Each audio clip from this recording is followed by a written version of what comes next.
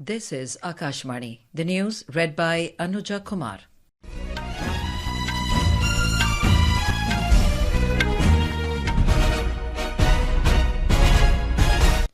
Deportation of Indian nationals from the USA today rocked both houses of parliament as opposition demanded a discussion on the issue. External Affairs Minister Dr. S. Jaishankar will make a statement in the Rajya Sabha at 2 p.m. on this issue.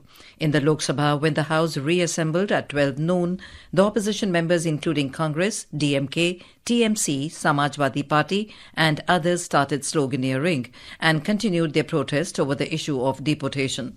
They trooped into the well and demanded a discussion on the issue. The chair urged the opposition parties to allow the House to function, but in vain.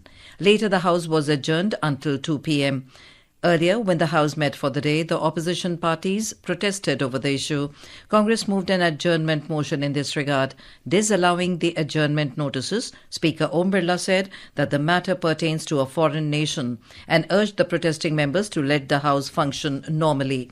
However, the opposition members were unrelenting and continued their protest and sloganeering in the House. Later, the Speaker adjourned the House until 12 noon. Proceedings in the House Rajya Sabha were also disrupted over the issue. When the House met this morning, the opposition members started protesting and demanded a discussion on the deportation issue.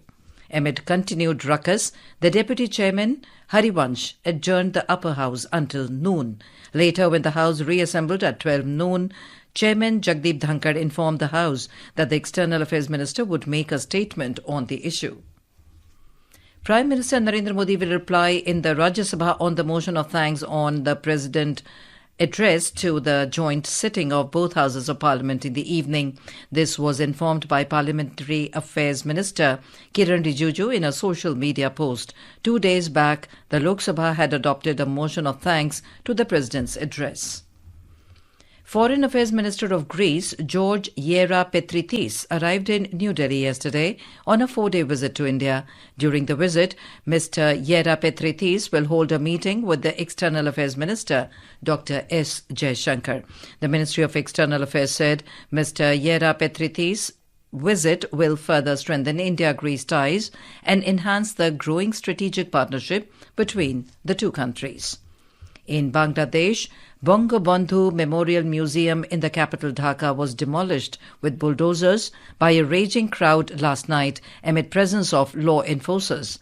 The museum, Dhon Mondi 32, was the personal residence of Sheikh Mujibur Rahman, the founding president of Bangladesh and father of former Prime Minister Sheikh Hasina.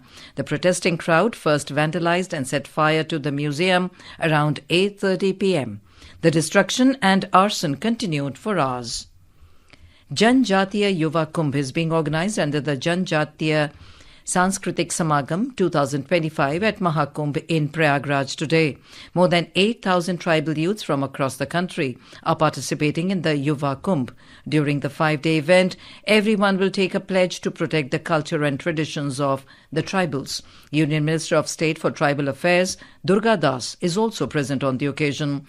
The Mahakumbh Mela, which commenced on the 13th of January, has seen over 39 crore devotees take a holy dip in the Triveni Sangamam so far.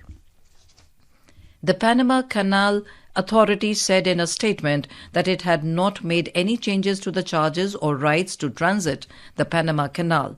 The response came after the U.S. State Department said that its government vessels could cross the waterway for free. Meanwhile, the authority said that it is willing to establish a dialogue with relevant U.S. officials regarding the transit of wartime vessels. Earlier, the State Department said that U.S. government vessels can now transit the Panama Canal without charge fees, saving the government millions of dollars a year. The U.S. Post Service, USPS, has backtracked on a decision to suspend incoming parcels from China and Hong Kong after fears of major trade disruptions. According to media reports, the decision to suspend packages arriving from China and Hong Kong was a consequence of tariffs imposed on China by the U.S. President Donald Trump. In men's cricket, the first of the 3-match ODI series between India and England will be played in Nagpur this afternoon. And that is the end of this news bulletin.